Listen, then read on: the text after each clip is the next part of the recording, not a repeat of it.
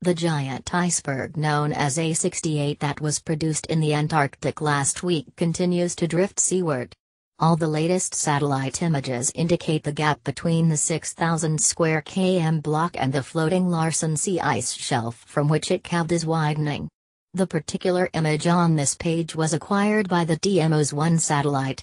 It is not easy getting pictures of the Antarctic at this time of year because of the long winter nights and because of cloud cover.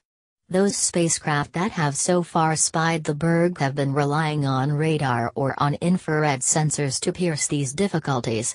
The monster berg, which is a quarter the size of Wales, and one of the biggest ever recorded, is so far behaving as expected. Theory suggests it should move, in the first instance, down the slope in the ocean surface that has been created by winds in the Weddell Sea pushing water up against the coast. But the leftward deflecting effect of the Coriolis force, produced by the Earth's rotation, should keep the berg relatively close to the continent's edge. Interestingly, in the DMOS image, acquired on Friday, it appears as though a large segment of fast ice that was attached to the berg has broken free. This fast ice is considerably thinner than the main block, a few meters thick versus the 200+ meters of the berg itself. Thomas Roscoe and colleagues from the Alfred Wegener Institute, Helmholtz Center for Polar and Marine Research, are following the block with keen interest.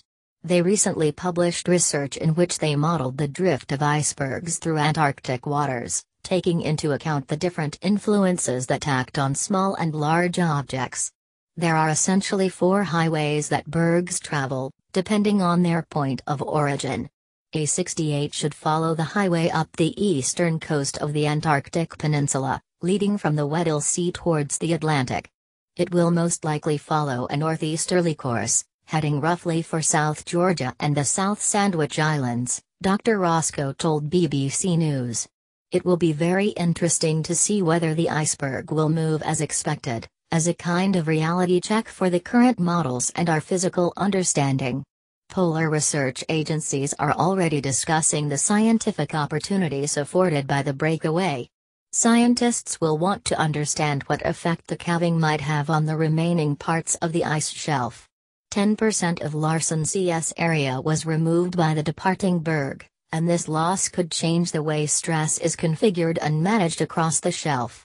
There are numerous cracks just north of a pinning point known as the gypsum ice rise.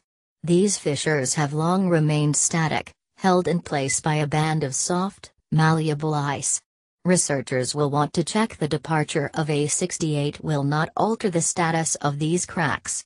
There are also some fascinating investigations to be done on the seafloor that will soon be uncovered when the berg moves completely clear of the shelf. Previous big calvings have led to the discovery of new species. Jonathan.Amos Internet at bbc.co.uk and follow me on Twitter, @bkamos.